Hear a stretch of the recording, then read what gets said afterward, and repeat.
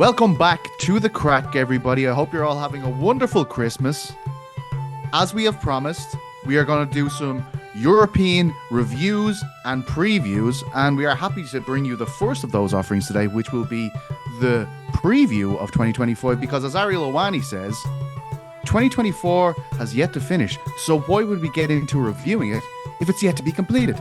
Anyway, given that it's a special European show, I had to bring a special gang along. These are OGs of the Craic. Many of you will already know them. The real die-hard Craic fans, Craic heads if you will know these people and love them already.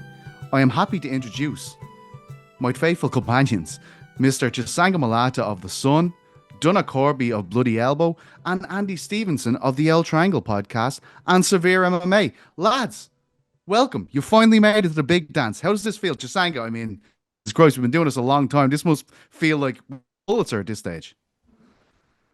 All I'm gonna say is I'm very proud and happy that you with the uncrowned thing, but how come it's taken so long to get me on? I'm normally a staple. You're normally hitting me up 2, 3 times a week to set these dates up in advance, but become big time in this uncrowned era, man. I mean, you've changed. You've changed. But in all seriousness, it's good to be on. It's good to be on. I'm going to get a lot throughout these introductions, I feel. Andy Stevenson of Severe MMA. How are you feeling, buddy? Petesy, great to see you. Chisanga, great to see you. Donagh, yeah. Great to be here. Appreciate being on Uncrowned. And as Chisanga said, you know, you've got your most esteemed original Craic guests on, and Donagh, of course. But like, if I feel a little bit like we're scraping the bottom of the barrel here, you were stuck. We finally get the call. It's kind of like, you know, been going out with like a really hot girl for a while, finally gives you the boot, and you go home for Christmas and decide to get with the ex. That's what this feels like. So yeah, you're welcome. Good to be here. Donagh Corby, how are you feeling, buddy?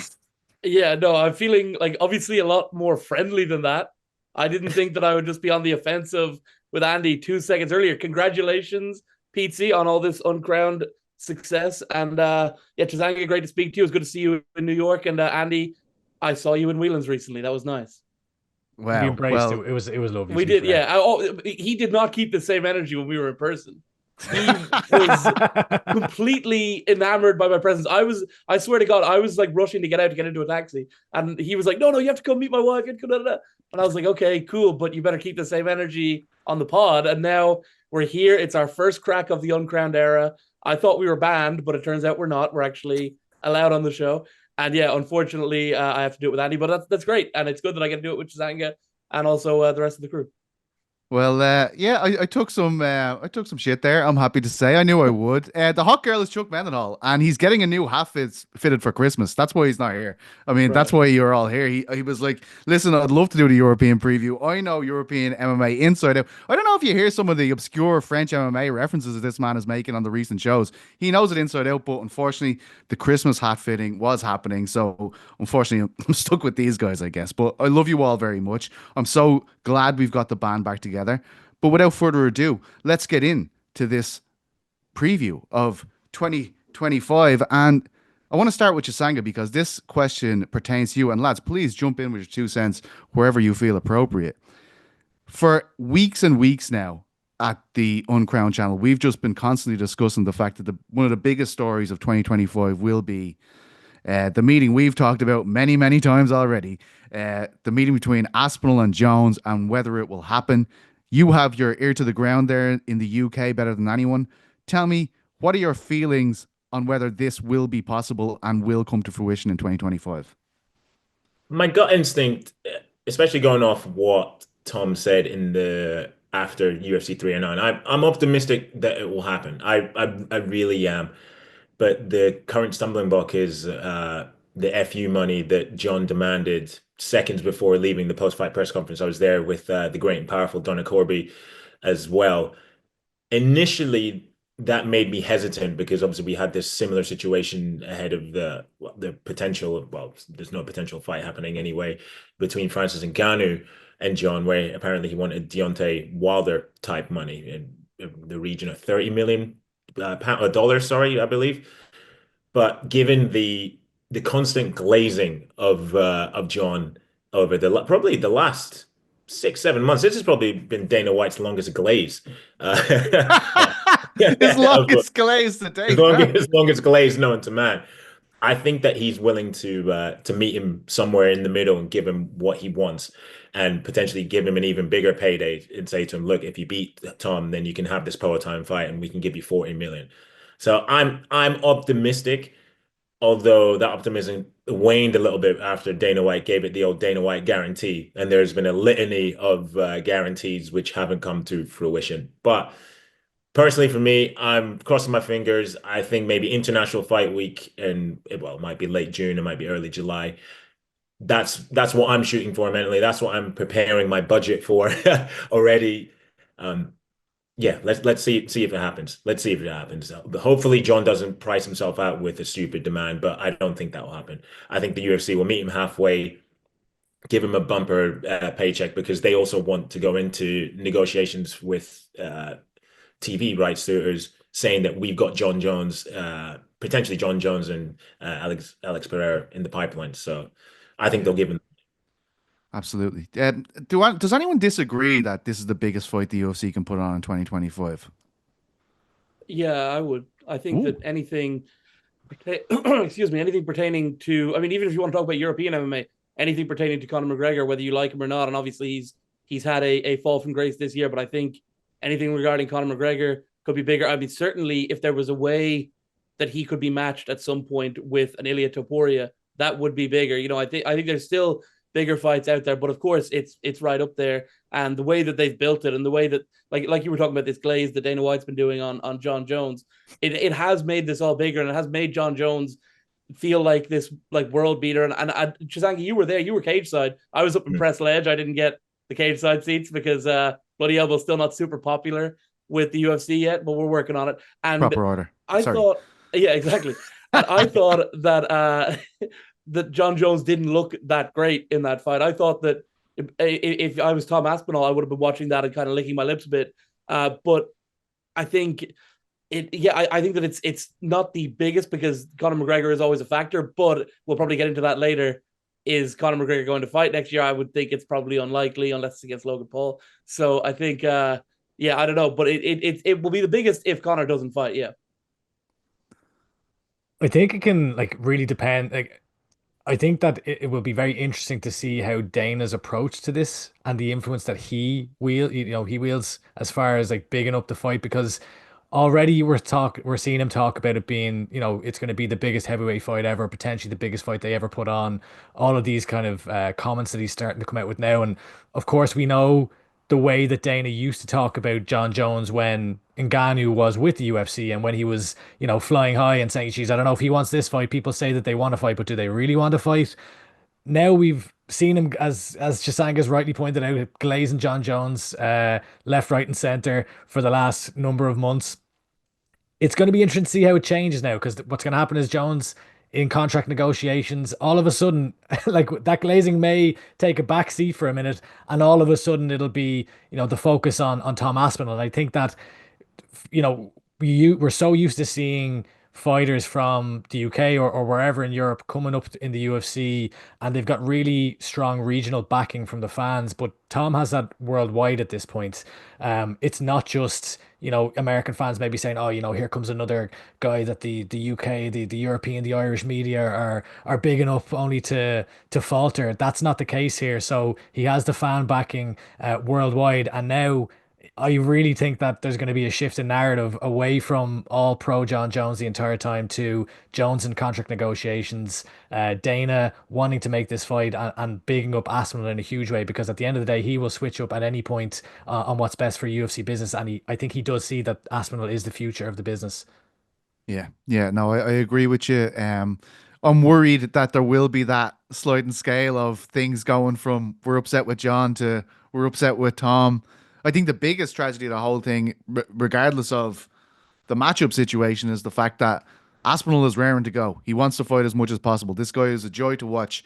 And really, his target is the belt. It just so happens that Jon Jones is wearing that belt, and that's kind of taking away from the fan experience, because we all love watching this guy fight. Donagh Corby, you mentioned someone there who has had a massive 2024. Ilia Topuria in the conversation for fight of the year without a doubt. Beats Volkanovski, beats Max Holloway. Really, really shit hot at the moment, Ilia Topuria. I think a lot of people in Europe are particularly excited about a Spanish event. And we've talked about Bernabeu and things like that. And I don't necessarily think we're there yet. Maybe if it's the fight that you talked about earlier with McGregor, the Bernabeu will be the only stadium that will be able to put up with the demand for tickets. But do you think we'll get this Spanish show in 2025? It feels like it's been talked about an awful lot. And given the links between the UFC and La Liga and the marketing partnership they have, I think it's a bit more close than, say, other events like the likes of Crow Park and everything that was thrown around for years. Do you think it happens in 2025, a Spanish event with Ilia Topuria as the main event? Yeah, I think it makes a lot of sense. I think that the Wising Center in Madrid makes a lot of sense as like a venue. I've been there for concerts before, and I was looking around and kind of thinking like, yeah, this could probably, if I think back now, that's probably a venue that could host a UFC show. So yeah, I'd imagine it probably will. I mean, Topuria, huge star. The problem that they're running into is that the UFC don't really love, like they're not really like boxing in the sense where they love to like do a hometown show. They love to do this. I mean, Dana White is not dissimilar in a lot of ways to like a Colonel Tom Parker character, where he's got all these different deals going on that exist for his benefit and for the UFC's benefit, and not really for the benefit of the fighters. Like, it is actually like a complete scandal that a Conor McGregor type of guy would never have had a major homecoming fight after the UFC Dublin event. Like, that would never happen in boxing, where AJ just would never fight at Wembley, or Tyson Fury has fought at Spurs, he's fought at Wembley, AJ's fought at Wembley, Carl Froch fought at Wembley, like all these different people. It just happens. And it doesn't happen in the UFC, which is weird. But yeah, I think the short answer to the question is I think a Madrid event will probably happen next year, probably at that Wising Center or whatever it's called now. And I'd imagine it will not be as big of an event as it could be, but if they put Topuria in the main event, people in Madrid are going to go nuts. Well, this sounds great. Like paella. I mean, we'll be drinking beers in the sunshine. Yeah. Just saying, what do we think of this? Yeah, I'm optimistic that it will happen. And I actually heard a rumor that they were looking to go to Spain in April. Ooh. Well, we don't know whether that be a pay-per-view because the last couple of Aprils have been going to Miami, I believe. But yeah, April was what I heard was in the works for a potential Spanish event. And as Donagh alluded to there, it would be promotional malpractice if you don't give Ilia Topuria a homecoming, because he's not just the key to Spain. You could argue he's the key to Central Europe or mainland Europe, because Europe has kind of been neglected by the UFC for ages. Like I remember in years gone by, they used to go to Prague and they used to go to Germany, and those markets have been completely neglected. So if you bring Topuria, you're going to get those fans from those neighboring countries flooding to Spain to come see this, and then obviously the appetite for UFC will once again grow in mainland Europe. How big will this be, Andy, if they go to Spain? We've talked to people over there. Like, this guy is essentially the McGregor of Spain, even though he's a Georgian guy who lived in Germany for a long time. He's been fully embraced by the Spanish people, and the whole scene is booming because of him. Do you think we'll have similar scenes in Spain than we saw in 2014 with McGregor and the rest of the Irish cast that night? The potential is 100% there, in my opinion. I think that he appears to be a completely beloved figure in Spain. Also in Georgia, we saw the scenes of him, arriving with something like 5,000 fans at the airport, absolutely mobbing him. But specifically in Spain, I think like the way that he's been embraced and accepted by the mainstream, by Real Madrid, like you see him, Sergio Ramos is coming to his fights.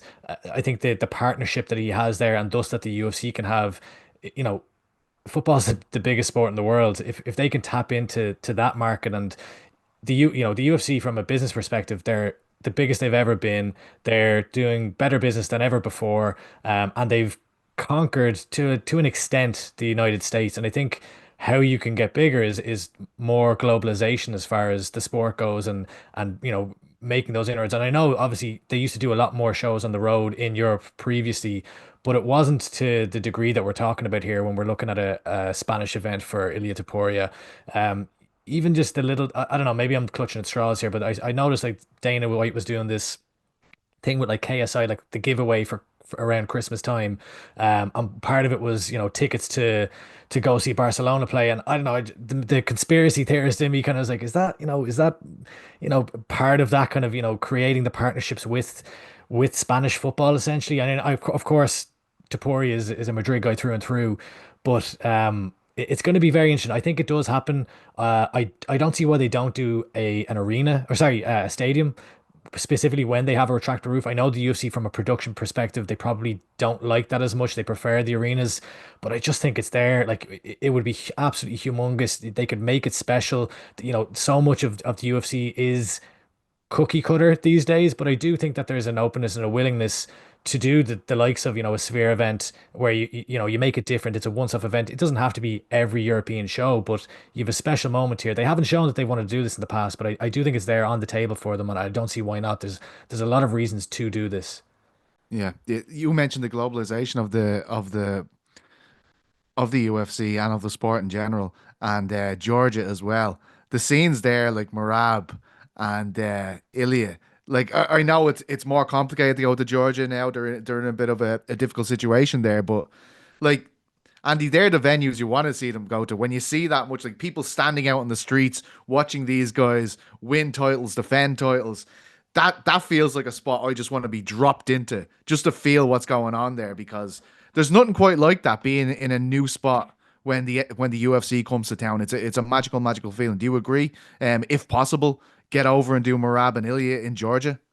100%. And I think that, and look, I'm not even going to try and pretend to understand the geopolitics I don't of either, Georgia yeah. or the region, but what I do know is that places like Georgia, it is very evident that there is a humongous amount of national pride and national identity. So when you come from an area like that, when you feel like you've been the little guy who kind of, is overshadowed to an extent by maybe a different identity, well then it means so much more when you see one of your guys on the world stage achieving, because it doesn't happen too often. And like the success that they have had from Georgia with Ilia Topuria, with Merab Dvalishvili, and there's other UFC fighters there too that are obviously not quite at that level. It's incredible, and I think that, like, we haven't really seen scenes like that in recent years, other than Georgia. Like, to the extent that Georgia, like, they're Yeah. absolutely going nuts on the streets for their fighters, and it's incredible. So I think that, when you have something like that, when you have that passion, that can only mean an absolutely amazing scene if you can really stoke the fire of that, and kind of give back to those fans.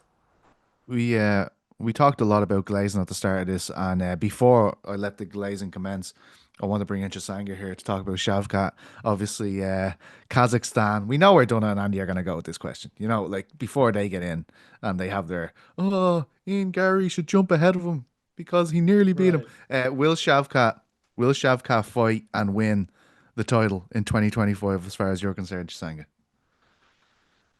You know what? Right. I went into the Ian Gary fight. I was optimistic about Ian's chances because I've been cage side. I've seen Shavkat fight twice, and he has, well, as what the kids say, this aura or whatever. That term bloody does my head in. Do you know what I mean? Or level 1000 or whatever. But he didn't really blow me away. In particular, the fight against Jeff Neal. Jeff Neal, like, look, who's an elite world class fighter, but when we're talking about the upper echelons of the division, he just isn't there. At times, Jeff Neal made him look very, very human. I know ultimately he got standing rear naked choked, and a lot of people will point to that as a counter argument. So look, Shavkat is a force of nature, 19 wins, 18 finishes, but I'm not completely sold on him. And I'm not writing off Bilal. Like Yeah. we were cage side, well, three of this quartet. I don't know where Donagh Corby was that evening in Manchester. But, At a yeah. BKFC event, probably. Oh well, I was actually at the Black Fort watching it. But no, Fly were playing in that night? fact, Bloody Elbow was banned, and I was on assignment for another outlet in New York. But yeah, unfortunately, we report serious, proper news, and we're banned from the UFC. Unlike all of you, what's it, UFC Access Media? Yeah. You don't ask the Shields, tough shields. questions. Shields, They're shields. afraid of what I would ask. Yeah, okay. So back to my point. I think we were all blown away with just how relentless Bilal was, especially with his forward pressure and his wrestling when he got Leon down. So I'm not discounting his chances of beating Shavkat. In fact, I'm going to go on record and I say I think Bilal beats Shavkat. I think he silences his detractors and the naysayers yet again, and I think he wins. How he wins, I think maybe a decision. I don't foresee him stopping him, although I said that about Sean Brady and he took out Sean Brady on the feet. But I'm going with the Bilal Muhammad upset. Yeah, I think that's fair. And I certainly thought, like, after watching Shavkat and Ian, Bilal would be sitting there rubbing his hands together. Like, based on what happened in that fight, although it was a very close fight and a compelling fight, um, I think he would have thought, we saw the Shavkat fight kind of change when he started dipping into those double legs, and Bilal is great at that. I mean, we saw it. We were meters away from him doing it endlessly to Leon Edwards, who we obviously rate so highly. Andy, how much of that was um, Shavkat and his knee, or did Ian Gary make him look bad? Well, of course, we know that Ian Machado Gary is the greatest fighter in the UFC right now. Of course, of course. Nicest guy Unquestionably. too. And did he lose on the scorecards? Sure, but like, did he win the fight? Of course. Like, pride rules. Everyone knows this. Look, on a serious note, it's impossible for us to know that. Like, all I've seen so far is Daniel Cormier kind of mentioned that. I haven't actually seen anything concrete come out. Perhaps he was, and it would explain a lot because, one, on Shavkat's side, he wasn't as aggressive. I don't think he wasn't as varied maybe in his approach against Ian Gary. He obviously had great success at times throughout the fight. As did Ian, but I just think that they're two incredible fighters who are at the top of their game, and look, they're in the ascendancy of their careers. It's not like they're 35 years old, have already reached title contention. They're still acquiring skills as they go along. And it was a fight between two guys who were very familiar with each other. So I think that from both sides, like if you look at Ian in that fight, I thought he was quite tentative in his striking in the first exchanges, understandably, because he knew the potency that Shavkat possessed. So difficult to say, but I do think that, like, counting Shavkat out against Bilal, based on that performance, I think is very risky. I can understand why, but I do think, like, Shavkat's an absolute killer. I would probably be backing him against Bilal Muhammad, but at the same time, if there's anything that we've learned over the past decade plus, is that it's not necessarily the flashy finesse fighters who are the most successful in the sport. Like, if you look at, all of the Dagestani fighters, they don't have the most beautiful striking in the world. They have obviously incredible grappling, but they have striking that is very effective, and that's what I saw when we were in Manchester that night against Bilal, or against Leon Edwards. Was like, Bilal was getting in his face and landing with his strikes, and going into that, you would have expected Leon to be winning those exchanges because he's, the traditionally kind of more polished striking. But he lost that fight. So, I'm saying, on one hand, to discount Shavkat is, at your own peril, but the same applies for Bilal Muhammad. So, a very entertaining, very interesting fight. That is, I'm looking forward to seeing it. Donagh, the fight obviously puts Shavkat right in that trajectory to the title shot. Like, he's the natural guy to pick next, but it also highlighted how high level Ian was. And, I did think Shavkat would get the nod tonight, but I also thought that Ian would give a great account of himself. In the end, that's exactly what he did. Is it too much of a push to say that Ian could fight for the welterweight title in 2025? Like, obviously, he's going to have to get a big win to put himself in that equation, given that he's on a loss right now. But is it beyond the realms of possibility that Ian Gary fights for the welterweight title in 2025? It would certainly be an impressive run that he would go on if that were the way it were to go. But it all depends on what Shavkat and Bilal do, really, because if Ian, I mean, he's talked about his game plan is basically he wants to be super active in the second half of the year. So he wants to take some time now. I'd imagine it was probably difficult to step in on short notice like he did. I know that he was preparing for another fight, but completely different styles, completely different types of fighters. And also a different level of pressure, right, to be on this major event in Vegas and all of that. So I wonder, how everything's going for him, how his body's going to be recovering, because he also, I'm sure, like, Shavkat supposedly had this injury. I am sure Ian Gary had injuries as well that he's not talked about going into that fight as well. Fighters tend to. So he'll want to recover and everything else. And he's also not the kind of guy who says, I want to take 8 months out, unless there's something he needs to take 8 months out for. So I think it's feasible if he does this run he's talking about, where he fights in July, fights in September, then that December end of year card in Vegas could be a time. If he has 2 big wins against ranked opponents, like if he beats a Joaquin Buckley now, that would almost immediately put him back into contention, given what Joaquin Buckley did to Colby Covington. And I think he would probably look at that fight and very seriously fancy it. I don't think, despite how good Buckley looked against Covington, I don't think that he did anything in that fight that would have Ian Gary concerned. You know, Ian's a much better striker than Colby. Ian's ability to defensively grapple on the ground off his back and everything is a higher level, I think, than Colby's. Obviously, Colby's this great wrestler, but we didn't see too much of that. So I think, yeah, if he could fight a Joaquin Buckley type of guy, I mean, immediately once he wins that, he becomes a top contender, particularly if Shavkat in the meantime has become champion. There will be immediate calls for a rematch, because you're talking about a fight where the difference is one punch. If he throws one more combination in that first round, he wins that first round, because they threw the exact same amount of punches, right? So you're talking about like a minuscule margin. And I think fans would be interested in seeing that fight again. So is it going to happen? I wouldn't bet on it, but is it possible? Definitely. Leon Edwards, Chisanga, that's a guy who I think going into the fight in Manchester, a lot of people were kind of saying, yeah, he's going to win this fight, and then potentially, you know, what's next? Is he going the guy that's going to be putting his crown on the line against Shavkat? We know Bilal won now. Are people riding Leon out of the welterweight title stakes? Like, me and you talked about this afterwards. Like, there was no conversation about immediate rematch. And look, the fight wasn't the most entertaining in the world. 100%, I agree with that. But at the same time, I feel like it's a natural thing after any of these title fights where people start talking about, is there immediate rematch? Nothing for Leon. Are we overlooking Leon as a contender at welterweight just after losing the title?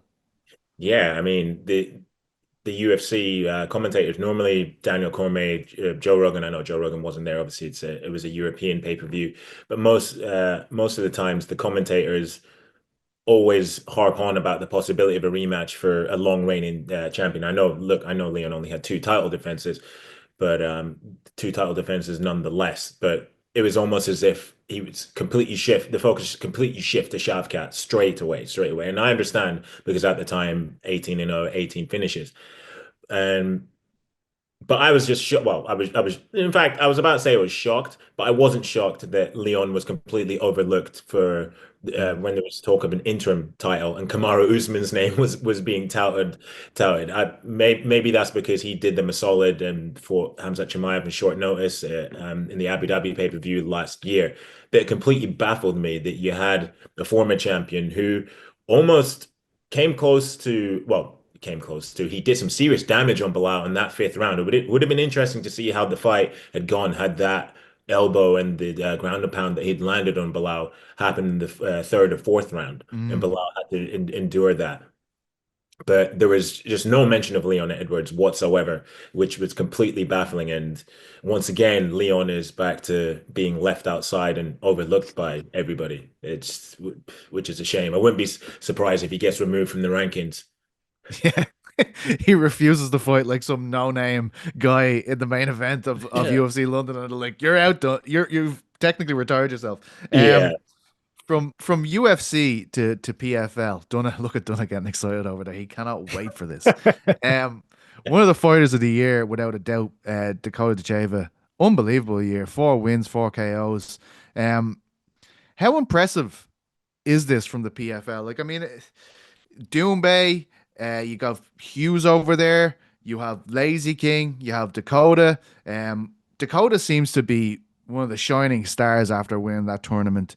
Tell me, where does she go from here, though? She was on Ariel's show, and she was not very concrete in terms of what she wants to do. She said she doesn't want to go back into the tournament. There's obviously the Dubai Fight Series that she could go to, and they would have to make compelling matchups for that. There is obviously a massive amount of people clamoring for her to be involved with the UFC and things like that. Things don't happen that easily. But what do you think the PFL should do to capitalize on this surge in popularity for Dakota?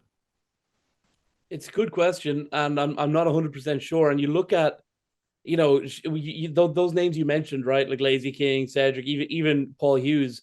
These are not people who you necessarily, like, if there was a big UFC versus PFL card, you would want to throw them in with at top level. Like, I think you probably wouldn't want Doumbé anywhere near a Bilal Muhammad if you're PFL.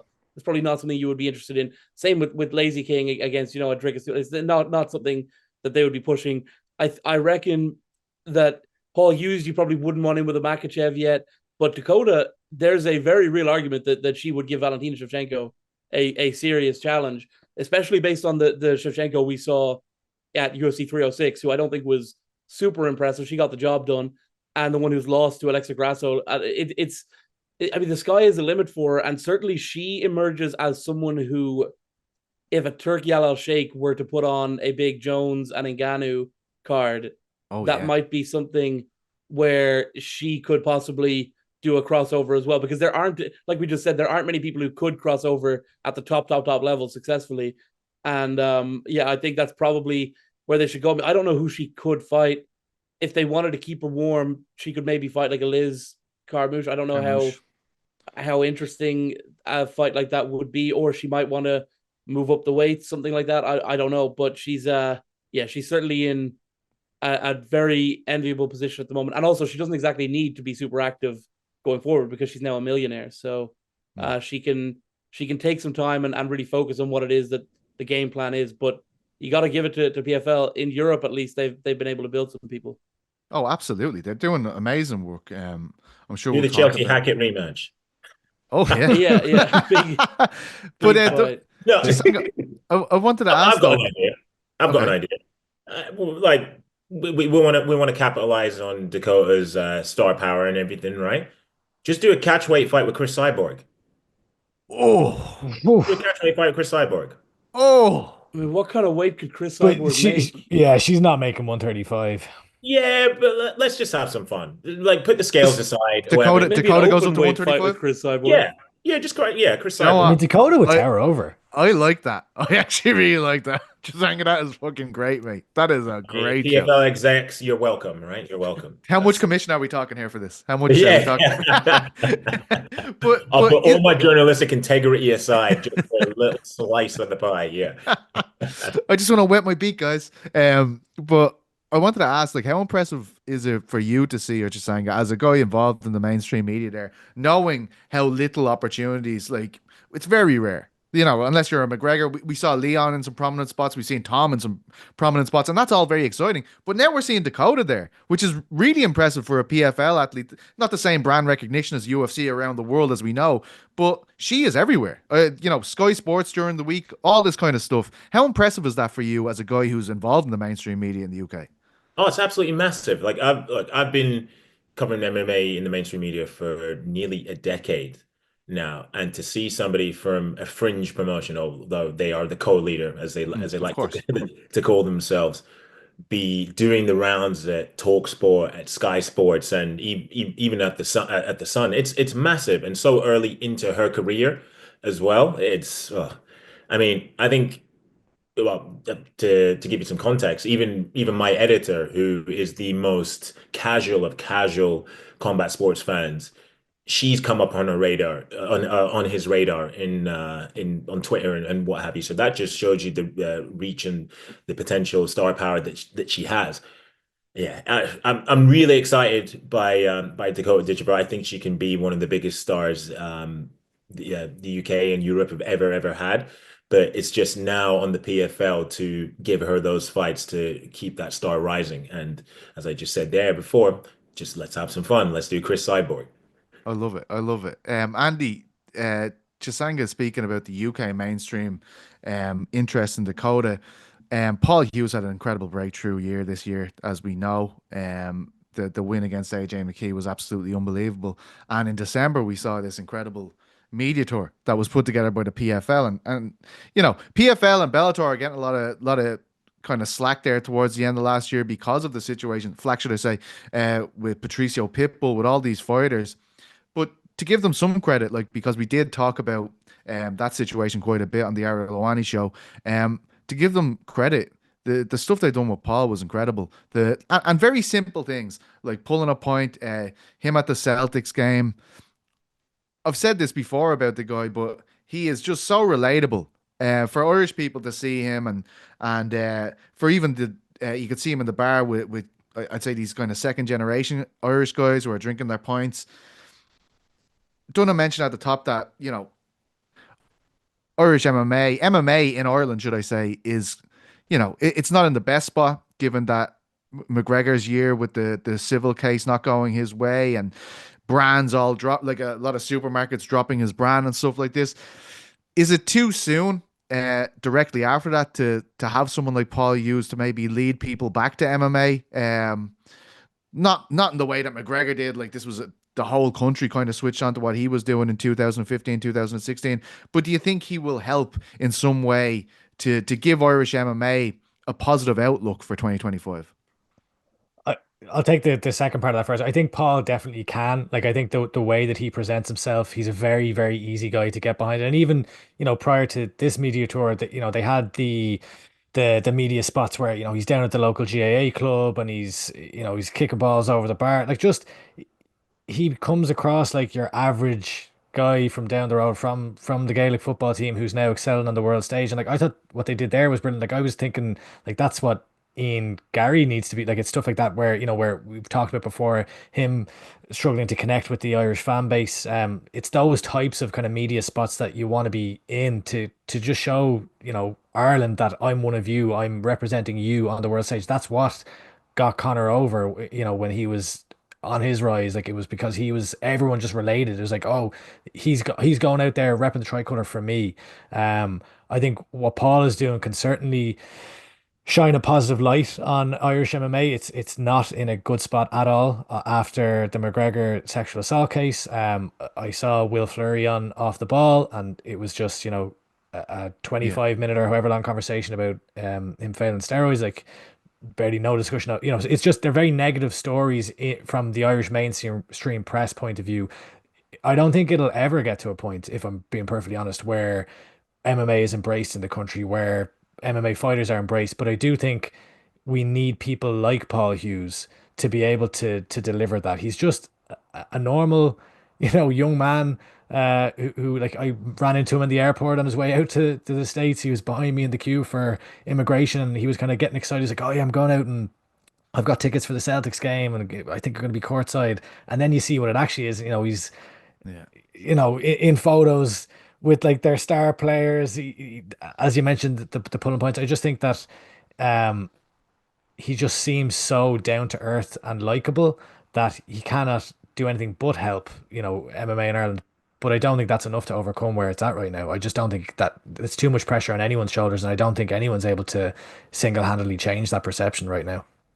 And also, he's someone who, sorry to interrupt, and I'll keep this brief, but he also, like, he's just a fighter. He's just someone who needs to win fights, and he's got a very tough one on his hands against the unbeaten Usman Nurmagomedov coming up. So I don't know that he needs all this pressure about, being someone who can bring the sport back after what Conor McGregor did and all this other stuff. I think that he should be allowed, now that this promotional tour is done and he's done his best, he should be allowed to focus on Usman Nurmagomedov. And of course, I mean, it's a great opponent. It's a great opponent in terms of, regardless of all the McGregor stuff, Khabib is still not a super popular guy over here either.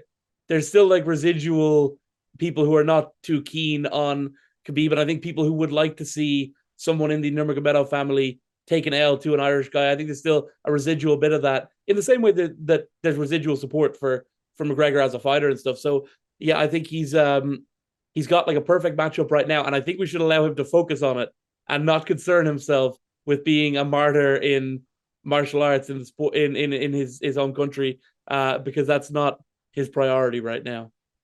Yeah, that's a fair point. And look, even if he does take a splash of blackcurrant in his points, I still think he's Irish. You know what I mean? There's no worries there with me. In terms of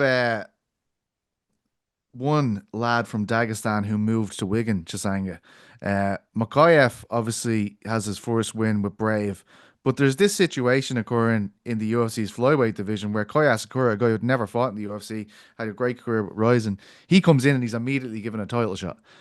It seems so stupid now in hindsight that they got rid of Mokaev after the fight we were at, of course, against Manuel Cape in Manchester. And look, I understand that it was what Ariel said on the show was it's a lot of little things. Like it's not this massive thing he did. It's just a build up of over time where people find it difficult to work with him. Can you see a situation where he's re-signed next year? And this guy is a remarkable talent. First of all, like it's not like we're scraping the bottom of the barrel here. He's an undefeated fighter. He's a very very good fighter. He's a very good speaker. He doesn't have the most exciting style, I think it's fair to say, and that's certainly one of the issues the UFC had with him. But do you see a possibility where he's re-signed in 2025? I think so. He's shown remorse, which is a good starting point. And when Dana publicly cast him aside in that post-fight press conference, it didn't seem like the door was slammed shut and firmly closed forever. I think the best example of that was when Paul Daly, after he punched Josh Koscheck, when Dana said, "I don't care if he becomes the best welterweight in the world, he's never coming back here." It sounded like to me that Dana was open to re-signing Mo if he, I don't want to say grows up because he's a young lad or whatever, and I don't want to sound condescending in my old age now. But if he gets shows a bit more maturity going forward, and gets rid of some of the hijinks and doesn't sucker punch people, allegedly sucker punched. We should say there's no definitive video footage showing that actually happened. But yeah, I think if he gets a few more wins, I mean, he needs finishes first and foremost because that's what the UFC want. They want exciting fights. They don't want lay and pray. Well, that's a throwback term which I've not heard for a very long time, lay and pray. But yeah, I think there's a possibility maybe towards the end of the year if he gets 2 or 3 more fights in, gets a lot of finishes in those. Yeah, I think there's a scenario that they bring him back in, unless they decide just to fold the flyweight division, which they were going to do before he fought Demetrius Johnson back in the day. Yeah, I know it's gonna be it's a situation I think that will pop up every time he fights. We'll all be saying, well, why isn't it? Because I don't think Brave are gonna get a substantial enough opponent for him to lose to, and he's gonna keep looking so good over there. Donagh Corby, this is your specialist category here today. I'm bringing you in to ask you about a fight that I don't think anybody gives a fuck about. Logan Paul v Conor McGregor is the talk of some town, apparently. India. Is this a big deal in the influence? Is there, like, when you see this fight, where you understand this stuff better than all of us, in all seriousness, like when you see this fight, are you like, holy shit, this is incredible? Like this is the closest thing we have to Paul v Tyson or whatever. Yeah, no, it is actually the closest thing. I mean, Ariel did a great job on his show recently, kind of breaking down how it went from the Ambani family wanting to meet with Jake, and then Jake basically saying, we'll do a meeting if the UFC are involved and at the table, which is like completely fair. And Ariel making the point as well that like Jake is not so much a palatable individual. But yes, this is the culmination of all of it. Because if you go back, I've done a couple of articles about this week. If you go back to the day of McGregor Mayweather, right, when Logan Paul was just a YouTuber, there was no KSI boxing, there was no KSI versus Joe Weller, there was none of this stuff. It was just, he was a fan watching the fight, and you watch him. This video is fascinating, where he says, I'd one day love to do a video with one of Conor McGregor or Floyd Mayweather, and now it could be that he's about to have been the only man to step in the ring with both of them, which is going to be incredible. But he's been pushing for this for a long time. There's also a video of him and Jake about to fly out to the KSI fight in August of 2018, and the TMZ sports guy is asking them, who would you guys want to fight if you were fighting someone from the UFC? And Jake says, the end goal would be for one of us to fight Conor McGregor. So I think it kind of all comes full circle. It reminds me a bit of when Jake fought Anderson Silva, and that was also a full circle moment because Jake's entire interest in fighting had come from growing up watching Anderson. And yeah, it's massive. Logan Paul is more famous than Jake, ostensibly. He's got any metric you look at, he's got more followers. Prime is huge. He's super controversial. I mean, if there's a way to make Conor McGregor a babyface again, if there's a way for him to turn it around, it's to have him fight Logan Paul. I think that's probably one of the only less palatable people to the general public. And, you saw that when Dylan Dennis was able to be the seemingly sort of anti-hero against Logan. And it's also a super winnable fight for Conor because Logan is not really close to the level of boxer that Jake is. So it's absolutely huge. If they can somehow make it happen, it will be as big as Jake and Mike Tyson, because Conor McGregor and Mike Tyson are in that kind of realm of superstar that there's only a couple. Like there's really in terms of people who could actively still box now, and Mike Tyson very barely clings into that category, as we saw in November. But yeah, in terms of people who can actively still compete, it's McGregor, it's Tyson. I can't really think of another monster. Mayweather, but Mayweather has also hurt his brand by doing all of these farcical exhibition bouts. So yeah, I think it's a huge fight. I can't believe you would even ask me a question like that, to be honest. It's obviously a huge Logan Paul versus Conor McGregor. It's massive. It's massive, but I don't think it's going to have this changing impact on Conor McGregor and how people see him in general. Like, I think this exists in a bubble. Like, I don't think this exists. Like, does Jake Paul come away from the Mike Tyson fight where I was like, do you know what? We love Jake now. That was great. No, exactly. So how would they do that with Logan Paul and Conor McGregor? Well, no, because if you put Logan Paul and Conor McGregor on a stage, and if you just look, obviously everything that has happened with Conor this year, terrible, and kind of transcends all of the other stuff. But just if you ask an average person who generally knows this stuff, and they look at a face-off between Conor McGregor and Logan Paul, and you ask them just gutturally, based on what they know, who do you want to win that fight? Everyone is going to say Conor McGregor. It's just, that's just how it is. He's smaller. It would be a David versus Goliath looking thing. And also, he's just someone who, like, Logan has never been a super palatable individual. He's never been someone who was beloved. At least Conor McGregor at some point was this guy who was a huge star and bringing Ireland all over the world with him. I think that he's just, Logan, even though the stuff Logan has done is not nearly as bad as the stuff Conor McGregor has done, but try telling a normal person who just kind of vaguely keeps tabs on this stuff, all of that. It's not, I think that you would be surprised if that fight got announced and you saw them at a press conference. You'd be surprised how much people were enjoying watching Conor like verbally cook Logan. I think it varies depending on where you are as well, right? Like in Ireland, yeah, a lot of people don't care or don't pay attention to Logan Paul, but there's going to be a lot of people who are going to be rooting for him if they, for anyone against Conor McGregor moving forward. Like that's the reality of the situation. There, of course, there'll be, a subsection that will be adamantly rooting for Conor McGregor, but like the public perception is in the gutter right now. But then if you look at the other side of that, though, like Logan is also someone with all this crypto scamming that a lot of people know about, which I don't know that I necessarily blame him as much for, but that's a whole debate for another topic. He's a hugely unpopular figure as well online, and I think you would, as Brendan Schaub would say, you would be surprised if they actually were about to fight and they were facing off and they were doing press conferences and all this stuff. You would be surprised how many people would begrudgingly gun to the head if you had to ask them who they wanted to win. I mean, people would want a double knockout, right? People want them both to lose. But I think if you had to ask people, like, who would you rather win? I just don't see anywhere in the Western world where people tell you that, no, I'd love to see Logan Paul knock out Conor McGregor. I just don't see it. Well, do you think that's just because, like, you're in the YouTuber scene bubble? Because obviously, I think Logan Paul's biggest public transgression, which went viral, was obviously when he went to that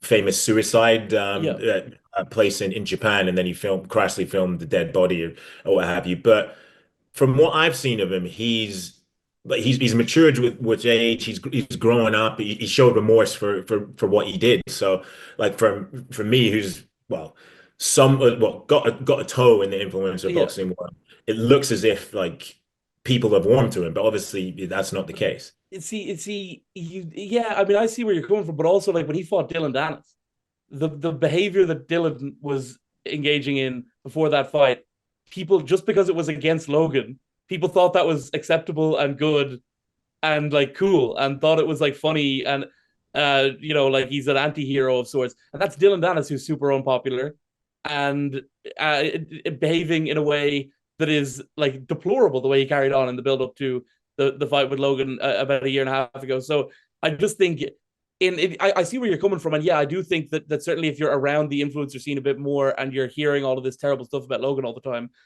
who actually to meet him is to meet a relatively nice guy, by the way. He's not, I don't think he's this evil guy either. But he's I get where you're coming from, but also he's someone who just the general public will not want to see do well. He's just someone who, if you're an average person going about your day and you see Logan Paul coming up, you're not too keen on him as a guy. Right, well, what a way to end it all, boys. A spirited conversation about the big Logan Paul v Conor McGregor fight. I'll eat my words, Corby, if it comes along and everyone's like, you know what? We had it wrong with this guy. But that is our preview show. We're going to be back next week with our review show. Thank you all so much for listening. You don't want me to talk about Max Lally or Solomon Simon? We're going to do that section, one. Or where? That's February. We're doing them. February is Prospects Month. Yeah. So we'll get to that. Solomon Simon, actually. Yeah, you love Solomon Simon. But anyway, lads, thank you to Chisanga Malata. Thank you to Donagh Corby. Thank you to Andy Stevenson. Thank you to Oscar Losef. Thank you to the great on-air Jordan. We'll be back next week. We love you very much. Mwah!